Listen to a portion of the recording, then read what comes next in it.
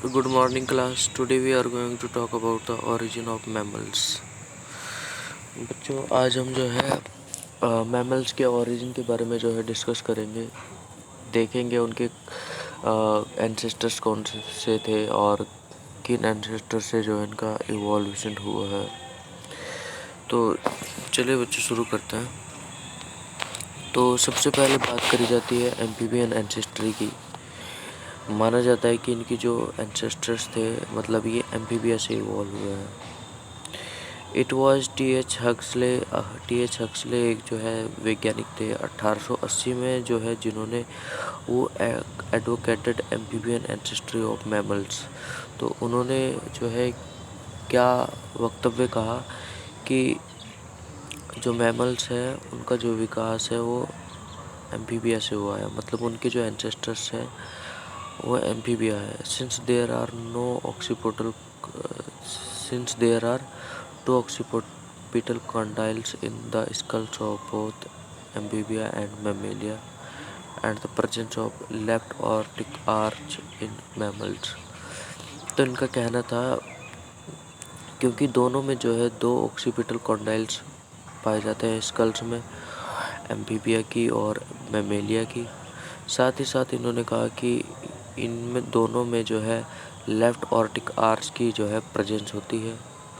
ठीक है। However Huxley's theory is not tenable. तो इनकी थ्योरी जो है मानी नहीं गई। ठीक है, ज़्यादा टाइम तक वो टिकी नहीं।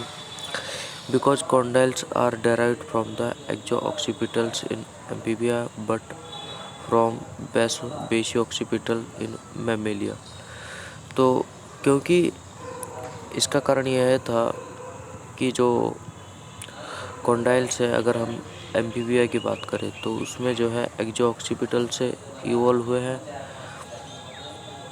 और मैमेलिया की बात करें तो उसमें जो है बेसियो ऑक्सीपिटल से इवॉल्व हुए हैं।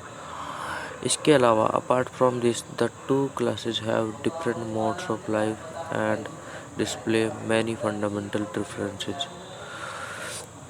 इसके अलावा जो दो क्लासेस हैं उनमें जो है डिफरेंट मोड से लाइफ का जीवन जीने का तरीका अलग है और वो बहुत सारे फंडामेंटल डिफरेंसेस जो है रखते हैं मैमेलिया से। तो इस प्रकार जो है ये एम्फीबियन एंसेस्ट्री जो which is given by the T H. Huxley is not tenable. Next बात करें रेप्टिलियन एंसेस्ट्री की। तो it may be hard to realise but all mammals living today have descendant from reptiles. ये कहना कठिन होगा लेकिन आपको ये महसूस करना चाहिए और महसूस होता भी है कि सभी मैमल्स जो आज जिंदा हैं, ठीक है, वो रेप्टाइल से डिसेंडेंट है, रेप्टाइल्स के ही वंशज हैं। यहाँ पर जो है बहुत ज़्यादा एविडेंस है, there is enough evidence from extinct reptiles, जो रेप्टाइल्स एक्सटिंक्ट हो चुके हैं। और mammals for this universally accepted view, ये जो सर्वविदित जो माना गया है, जो ये मत है, ठीक है, एक यूनिवर्सली एक्सेप्टेड व्यू है जो सभी ने माना है, सभी साइंटिस्ट ने माना है कि जितने भी एक्सटिंक्ट रेप्टाइल्स और मैमल्स हैं उनसे हमें काफ़ी इनफ एविडेंस मिले हैं जो ये कहता है कि इनके जो एंसेस्टर्स थे वो रेप्टाइल्स थे, मतलब ये रेप्टाइल से जो है विकसित हुए हैं। Mammals had a reptilian ancestry कि मैमल्स के जो है एंसेस्टर्स कौन थे, रेप्टिलिया थे, रेप्टाइल्स। ठीक है। This view also gets strong support from the fact. अब इस व्यू को जो है एक स्ट्रॉन्ग सपोर्ट मिला इस फैक्ट से कि मोनोट्रीम्स जिनको जो है प्रिमिटिव मैमल्स बोला जाता है और जो living reptiles have close resemblance in their anatomical features including soft as well as hard parts. तो ये क्या कह रहा है कि भाई इस व्यू को इसलिए भी स्ट्रॉन्ग सपोर्ट मिलता है, इसके पीछे एक फैक्ट है क्योंकि जो आपको पता है मोनोट्रीम्स होते हैं, मोनोट्रीमेटा, ठीक है, और ये बेसिकली क्या है, प्रिमिटिव मैमल्स है। ये प्रिमिटिव मैमल्स है और जो आज के लिविंग रेप्टाइल्स हैं उनके बीच जो है काफ़ी समानताएं देखने को मिलती है। उनके आंतरिकी जो लक्षण हैं साथ ही आंतरिक लक्षणों में, चाहे वो मुलायम हो चाहे वो हार्ड पार्ट हो किसी भी स्ट्रक्चर का। ठीक है, नेक्स्ट बात करें एंसेस्ट्रल मैमल लाइक रेप्टाइल्स। तो ऐसे एंसेस्टर जो मैमल की तरह जो रेप्टाइल्स थे, who are these ancient reptilian ancestors of mammals. ऐसे कौन से जो एंशियंट रेप्टिलियन एंसेस्टर थे मैमल्स के, ये देखना है कौन है वो। Long before the arrival of true mammals के आने से पहले, one group of extinct reptiles the synapsida. तो एक ग्रुप था जो एक्सटिंक्ट रेप्टाइल्स थे उनका, जिनको बोलते सिनेप्सिडा। ठीक है, एक्वायर्ड सेवरल मेमेलियन कैरेक्टरिस्टिक्स। उनके पास जो है बहुत सारे मेमेलियन कैरेक्टरिस्टिक्स थे। They lived through out the Permian and Triassic period. इन्होंने काफ़ी साल जो है राज करा, पर्मियन पीरियड में रहे, ट्राइसिक पीरियड में रहे। ठीक है, dating back to 280 million years or more, और 280 मिलियन साल पहले, ठीक है, तक थे। The more mammal like synapsid belong to the order therapsida. अब ये जो सिनेप्सिड थे, ये जो ऑर्डर है थेरेप्सिडा उससे बिलोंग करते हैं। One of the more advance carnivores therapsid sub order थेरोडोंटिया। अब एक मोर एडवांस कार्निवोरस थे ये थेरेप्सिड्स, जिसमें जो सब ऑर्डर थे थेरोडोंटिया, वाज कॉल्ड साइनोग्नेथस, जिसको बोलते हैं डॉग जा। ठीक है, ये एक कार्निवोरस था और it lived during the early Triassic period. ये शुरुआती जो ट्राइसिक पीरियड था उसके दौरान जो है रहता था, इसका सर्वाइवल था उस time. It was wolf tribal, ये जो है वॉल्फ के साइज का था। And through the following mammalian characters, और इसके पास जो है कुछ इस तरह के जो है मैमेलियन कैरेक्टर्स थे। चलिए बच्चों, इनको देखते हैं कौन कौन से इनके पास जो है, किसके पास साइनोग्नेथस यानी डॉग जाओ के पास किस तरह के जो है मैमेलियन कैरेक्टर्स थे। ये आपको मालूम चल गया ना। तो ऐसे एंसेस्टर्स जो मैमल लाइक रेप्टाइल्स थे। ठीक है, तो इसके पास क्या था, टिपिकल अपराइट मैमेलियन लिम्स थे जो कि कैपेबल थे जनरेटिंग करने के लिए कंसिडरेबल, काफ़ी हद तक स्पीड को मेंटेन करने के लिए। स्कल के पास जो है 2 ऑक्सीपिटल कंडाइल्स थे, सेकेंडरी पैलेट थी और एनलार्ज्ड लैटरल टेम्पोरल फोसा थी। लार्जेस्ट बोन थी लोअर जॉ की, वाज डेंटरी। ठीक है, और डेंटिशन कंसिस्ट था इंसिजर्स, कैनाइन्स और चीविंग मोलर्स का। Therapsids retained several reptile like features also.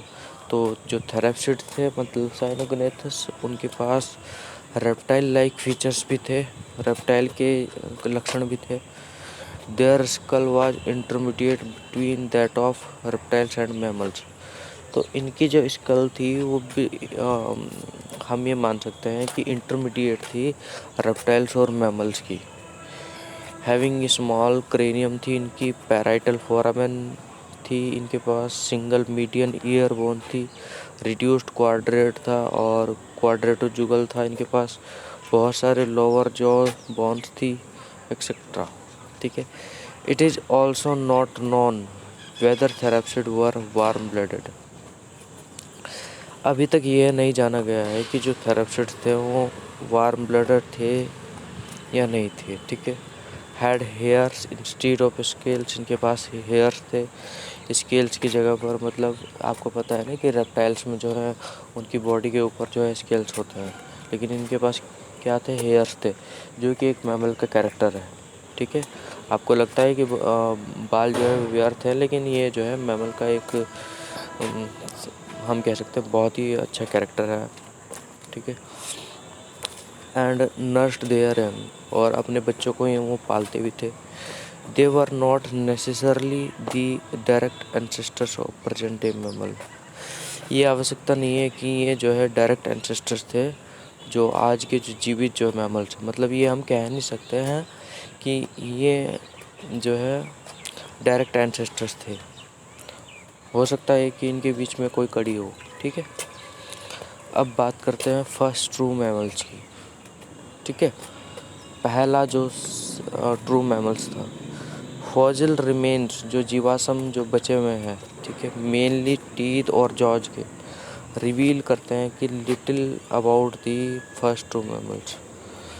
मुख्य रूप से जो टीथ और जॉज के जो फॉसिल रिमेन्स हैं वो कुछ थोड़ा बहुत जो है फर्स्ट ट्रू मैमल्स के बारे में बताते हैं।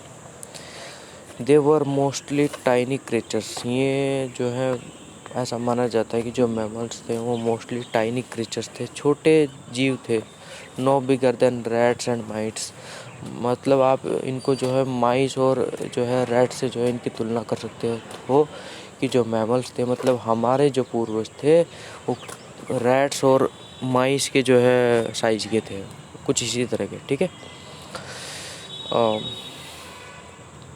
no bigger than rats and mice and insignificant, but they could still manage to survive by exploiting different ways of life from those practiced by the contemporary gigantic reptilian enemies। अब लेकिन ये जो है फिर भी जो है मैनेज कर लेते थे अपने सर्वाइवल को, क्योंकि ये बहुत सारे जो है डिफरेंट वेज थे लाइफ के, उनको एक्सप्लॉइट करते थे। और जिस वजह से जो इनके कंटेम्प्रेरी जाइगेंटिक रेप्टिलियन एनिमीज थे उनसे बच सकते थे, जैसे धरती में छिप कर बैठ जाना। ठीक है, तो जो क्या नाम है, रेप्टिलिया थे, डायनासोर्स थे उस समय। ठीक है, उस समय जो है जो रेप्टाइल्स थे वो ज़्यादा एक्सपोज होते थे, क्योंकि उनका जो साइज़ था वो डायनासोर्स का साइज़ था, वो काफ़ी बिगर था। और जो भी क्लाइमेटिक कंडीशन जो भी चेंज होती थी तो उनको जो है डायरेक्ट अफेक्ट पड़ता था उसका रेप्टिलिया को, एज़ कम्पेयर टू अगर हम इसकी बात करें, मैमल्स की बात करें, क्योंकि वो तो ज़मीन में जाकर के छिप जाता था ना। रैट्स और माइस जैसा था वो, चूहे जैसा था। ठीक है, इतना बड़ा साइज तो है नहीं था। और आपको पता है कि डायनासोर्स तो काफ़ी 15-15 फीट 25-25 फीट के होते थे। तो ये भी एक एडवांस कैरेक्टर था कि मतलब जो उनको बचाने में, उनके सर्वाइवल के लिए जो है काफ़ी मददगार साबित हुआ। अब देवर नॉक्टर्नल, अब ये रात को निकलने वाले थे। इस प्रकार avoiding direct conflict and competition with the mostly diurnal reptiles. तो भाई अब ये रात को निकलते थे, ठीक है, रात्रि चरते, तो इस प्रकार मतलब उनका आमना सामना नहीं होता था जो डायनासोर्स थे, जो रेप्टाइल्स थे उस समय के। ठीक है, जो दिन में जो है अपना भोजन बनाते थे। देवर आइदर बुरोइंग हंटिंग फॉर इंसेक्ट्स, तो ये ज़मीन में घुसकर जो है कीड़े मकोड़ों को खा लेते थे। और arboreal in contrast to their ground dwelling herbivores, तो आर्बोरियल हैबिट भी थी, मतलब ट्रीज पर चढ़ना। और हर्बीवोरस भी थे, कार्निवोरस और कार्निवोरस भी थे। ठीक है, तो उनसे बचने के लिए ये काफ़ी कुछ करते थे। They had a regulated high body temperature endothermic, तो इनके पास जो है रेगुलेटेड बॉडी टेम्परेचर था, जो है मतलब आपको पता है कि मैमल्स जो है कैसे हैं, वार्म ब्लडेड है। हम जो है वार्म ब्लडेड है, मतलब हमारा जो बॉडी का टेम्परेचर है वो वातावरण के एनवायरनमेंट के अकॉर्डिंग जो है सेट हो जाता है। ठीक है, इतना फ़र्क नहीं पड़ता, ना तो हमको एस्टिमेट करना पड़ता है, ना ही हमको जो है वो ना तो विंटर स्लीप करनी पड़ती है और ना ही समर स्लीप करनी पड़ती है। अब लेकिन और जीवों को करना पड़ता है ये सब, जैसे कि रेप्टाइल्स की अगर हम बात करें। साथ ही साथ जो एव्स की बात करें तो एव्स भी जो है वार्म ब्लडेड होते हैं, आपको मालूम है। ठीक है, रेप्टाइल से ही जो है एव्स का विकास हुआ और मैमल्स का विकास हुआ, ये भी आपको मालूम है।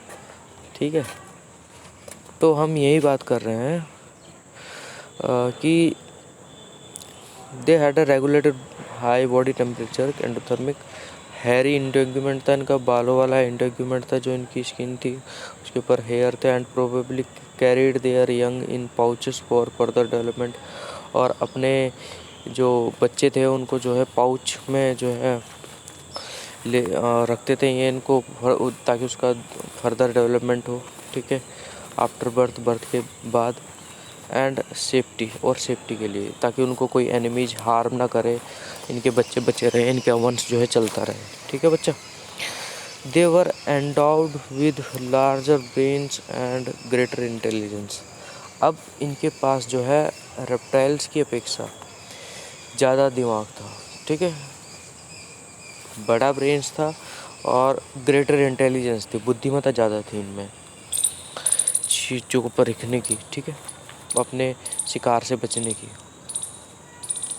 तो ये एक हाइपोथेटिकल फाइलोजेनेटिक ट्री है, शो करता है इवोल्यूशन को मेजर ग्रुप जो क्लास मैमेलिया की है।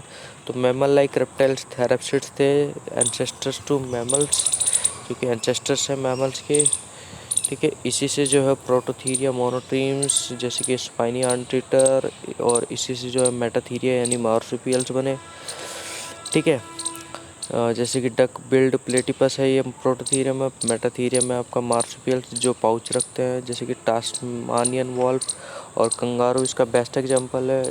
आपको पता है ना कि कंगारू के पास एक पाउच होता है और उसमें उसका बेबी जो है बर्थ के बाद जो है डेवलपमेंट करता है, फर्दर डेवलपमेंट करता है, ठीक है बच्चा। और आपको पता है कि ऑस्ट्रेलिया के ये वो नेशनल वो भी है, एनिमल भी है, ठीक है। और इसी से जो है एक क्लास, वो क्या कहते हैं उसको, क्लास बनी यूथीरिया, ठीक है, जो कि प्लेसेंटल मैमल थे, प्लेसेंटा था इनके पास, मतलब ये अपनी मदर से जो है प्लेसेंटा के द्वारा कनेक्ट रहते थे, इसलिए ये प्लेसेंटल मैमल थे। और ये शुरुआती जो थे कैसे थे, प्रिमिटिव इंसेक्टिवोर एंसेस्टर्स थे। और इन्हीं से जो है 16 लिविंग ऑर्डर्स जो आज जिंदा हैं वो हैं, ठीक है। अब हम क्या पढ़ रहे थे, हम ये पढ़ रहे थे कि इनके पास बड़ा ब्रेन होता है और जी क्या होता है, ग्रेटर इंटेलिजेंस थी इनके पास। अब जब एंड हुआ क्रेटेशियस पीरियड का, मेसोजोइक एज का, ठीक है, तो वास्ट मेजॉरिटी जो है डोमिनेंट रेप्टाइल्स की became extinct for reasons which are still not understood well. तो बच्चा क्या हुआ कि जब क्रिटेशियस पीरियड यानी मेसोजोइक एज का जो है एंड हुआ, तो मेजॉरिटी ऑफ जो डोमिनेंट रेप्टाइल्स थे लाइक डायनासोर्स, ठीक है, आपको पता है टी-रेक्स का नाम आपने सुना होगा, ठीक है, जो 15 फीट ऊंचाई थी उसकी, ठीक है। और आपने इनकी लंबाई काफ़ी थी और शरीर जो है काफ़ी भारी था, ठीक है। और ये जो है डोमिनेंट रेप्टाइल्स थे डायनासोर्स अपने टाइम के, ठीक है। और लेकिन ये जो है एक्सटिंक्ट हो गए, लेकिन इनका एक्सटिंक्ट होने का जो कारण है वो अब तक नहीं, मतलब अच्छी तरह ज्ञात है, अच्छी तरह मालूम नहीं चला है। अब कोई कहता है कि मतलब बाहर से कोई उल्का पिंड आया, धरती पर गिरा और उससे जो है जब वो टकराया तो काफ़ी रेडिएशन जो है उत्पन्न हुई, और रेडिएशन के साथ साथ धूल भी जो है आकाश में चढ़ गई, जिससे कई वर्षों तक जो है सूर्य की रोशनी नहीं पहुंच पाई। और कुछ कहते हैं कि क्लाइमेटिक कंडीशन जो है इस तरह से चेंज हुई कि जो हर्बीवोर्स थे वो मरने लगे, क्योंकि उनको भोजन जो है नहीं मिला, और जो हर्बीवोर्स पर डिपेंडेंट जो कार्निवोर्स थे वो भी जो है धीरे धीरे ख़त्म होने लगे। तो मतलब कुछ कहा नहीं जा सकता कि कौन सी थ्योरी जो है सही है, क्लाइमेटिक कंडीशंस वाली या उल्का पिंड वाली, लेकिन कुछ ना कुछ रहा होगा इस बीच की, मतलब कई सारे फैक्टर जो है काम किए होंगे, तब जा कर के इनका जो है एक्सटिंक्ट हुआ होगा ये जो डायनासोर्स है, ठीक है। अब बहुत सारे इकोलॉजिकल नीच, many ecological niche were now left open to mammals. तो अब बहुत सारे इकोलॉजिकल नीच थे, मतलब बहुत सारे स्थान थे, ठीक है, जो रहने के लिए लायक थे, वो मैमल्स के लिए ओपन हो गए, क्योंकि उनके जो कंटेम्प्रेरीज थे, एनिमीज थे, जो शत्रु थे उनके, वो तो ख़त्म हो गए, ठीक है।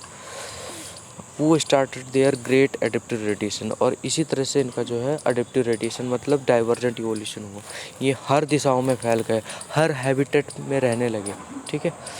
By the close of Cretaceous period placental mammal became distinct from marsupials. अब जब क्लोज हुआ क्रिटेशियस पीरियड का, तो जो प्लेसेंटल मैमल्स थे, ठीक है, वो मार्supial से अलग दिखने लगे। During Cenozoic age there were established all the orders of placental mammals, so that it is called the age of mammals। ये आपको बात ध्यान रखनी है कि मीसोजोइक ईरा है जो है वो गोल्डन एज ऑफ रेप्टाइल्स है। रेप्टाइल्स का उदय हुआ था, रेप्टाइल्स का जो है वहाँ पर विकास हुआ था, डाइवर्जेंट इवोल्यूशन हुआ था, और काफ़ी जो है राज किया उन्होंने। डायनासोर्स का विकास हुआ मीसोजोइक ईरा में, और उसके एंड तक उनका अंत हुआ। लेकिन सीनोजोइक ईरा की अगर हम बात करें तो इसमें जो है सभी ऑर्डर्स जो है प्लेसेंटल मैमल्स के जो है इस्टेब्लिश हो गए थे, और इसी ईरा को जो है क्या बोला जाता है, द एज ऑफ मैमल्स। ठीक है बच्चा, तो ये है golden age of mammals which is Cenozoic era, in which the mammals काफ़ी अच्छे से जो है इवॉल्व हुए। नेक्स्ट बात करते हैं पॉलीफाइलेटिक ओरिजिन की। मतलब जो लिविंग मैमल्स, जो आज जिंदा जो मैमल्स है, रिप्रेजेंट करते हैं दो डिफरेंट रिप्रोडक्टिव ग्रुपिंग्स और सब क्लासेस। दो डिफरेंट रिप्रोडक्टिव ग्रुपिंग्स है या सब क्लासेस है। The primitive reptile like egg laying oviparous है, जिनको जो मोनोट्रीमेटा है जो अंडे देते हैं, ठीक है, are in the subclass Prototheria. और अदर मैमल्स जो कि देते हैं लिविंग यंग को, जिनको बोलते हैं विविपेरस, और ये फॉर्म करते हैं सब क्लास थीरिया। तो फिलहाल जो है दो सब क्लास है, एक रेप्टाइल लाइक जो कि अंडे देती है रेप्टाइल की तरह, ठीक है, और ये ओविपेरस है, ठीक है, अंडे देने वालों को आपको मालूम है कि ओविपेरस बोला जाता है। और ये बेसिकली क्या है, मोनोट्रीम्स हैं। और ये किस सब क्लास में आते हैं, प्रोटोथीरिया में आते हैं, प्रिमिटिव मैमल्स हैं, ठीक है। और अन्य जो मैमल्स हैं जो कि क्या करते हैं, जीवित बच्चों को जन्म देते हैं, लिविंग यंग को। जैसे हम जो है जीवित बच्चे को जन्म देते हैं ना, हम मनुष्य की अगर हम बात करें, और हम क्या है, मैमल्स हैं, ठीक है, और सबसे एडवांस मैमल्स हैं हम, ठीक है। और ये किस क्लास में आते हैं, थीरिया क्लास में आते हैं। The living therians are divided into marsupials और इंफ्रा क्लास मेटाथीरिया। तो जो लिविंग थीरियंस है, मतलब जो थीरिया जो सब क्लास है, उसको भी दो इंफ्रा क्लास में डिवाइड करा हुआ है, मेटाथीरिया और प्लेसेंटल, और इंफ्रा क्लास यूथीरिया, ठीक है। यूथीरिया मतलब जो ट्रू, बिल्कुल ट्रू मैमल्स, ठीक है। तो दो सब क्लास है, एक प्रोटोथीरिया और दूसरी थीरिया, ठीक है। Theria which is further divided into two infra class which is known as metatheria and second one is eutheria। तो मेटाथीरिया जिसमें जो है मार्सुपियल्स आते हैं, और यूथीरिया जिसमें जो है प्लेसेंटल मैमल्स आते हैं, ठीक है।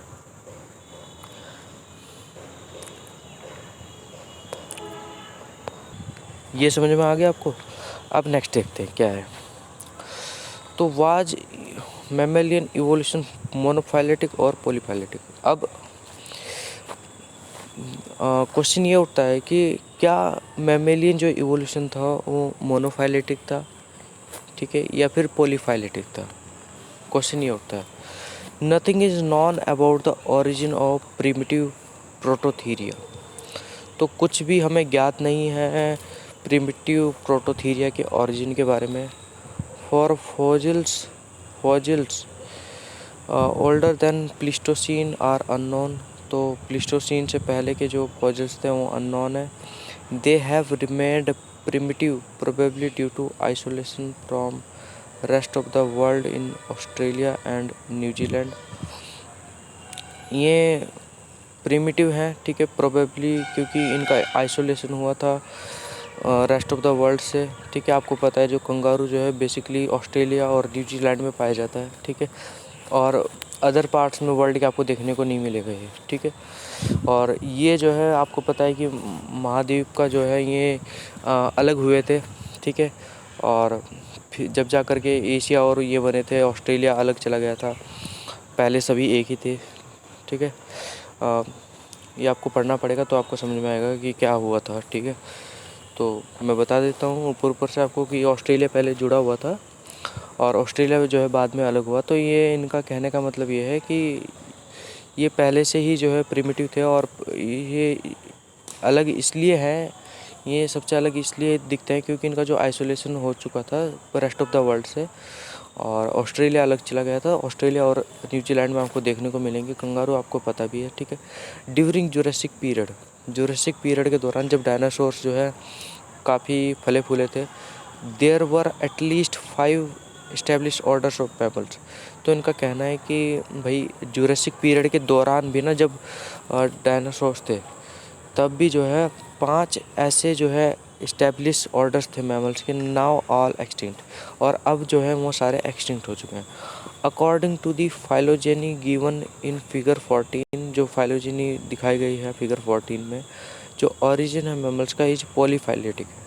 जो ओरिजिन है मैमल्स का वो क्या है, पॉलीफाइलेटिक है, क्योंकि they derived from at least 2 Triassic reptilian stock, क्योंकि ये कम से कम जो है 2 ट्राइसिक रेप्टिलियन स्टॉक से जो है ये इवॉल्व हुए हैं, डेराइव हुए हैं, साइनोडॉन से और इक्टियोडोर्स से, ठीक है। इट इज क्या कह रहा है कि पॉलीफाइलेटिक है, क्योंकि कम से कम 2 तो इनके जो है रेप्टिलियन स्टॉक से जहाँ से ये इवॉल्व हुए हैं, साइनोडॉन्स और इक्टियोडोसॉर्स, ठीक है। It is generally assume that, सामान्यतः ऐसा एज्यूम किया जाता है कि the living prototheria possibly evolve from the docodonts. ऐसा हो सकता है कि मतलब जो लिविंग प्रोटोथीरिया है वो कहाँ से इवॉल्व हुए हैं, डोकोडॉन्ट से, while metatheria and eutheria evolve independently from the pantotherians. जबकि जो है मेटाथीरिया और यूथीरिया है वो स्वतंत्र रूप से जो है पेंटोथीरियन से इवॉल्व हुआ है by the end of Cretaceous period के एंड के दौरान। तो आशा करता हूँ कि आपको ये लेक्चर जो है समझ में आया होगा। नेक्स्ट क्लास में मिलेंगे, तब तक के लिए धन्यवाद, और किसी और टॉपिक के बारे में जो चर्चा करेंगे। सब बखैर।